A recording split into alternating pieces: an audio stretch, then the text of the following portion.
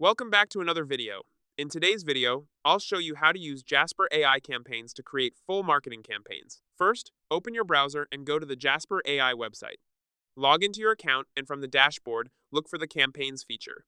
Click on Create Campaign to get started. Now, enter your campaign details like product name, target audience, and key message. This helps Jasper understand what kind of content you need. Next, Jasper will ask for a brief or prompt.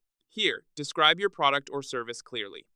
For example, you can mention features, benefits, and your goal, like increasing sales or promoting a launch.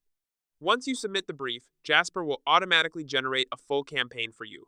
This includes ad copy, email sequences, social media posts, and more. Now, review the generated content. You can edit, tweak, or regenerate any part to better match your brand voice. After that, download or copy the content and start using it across your marketing channels like email, ads, or social media. That's it. T that S it. If you found this video helpful, don't forget to like and subscribe.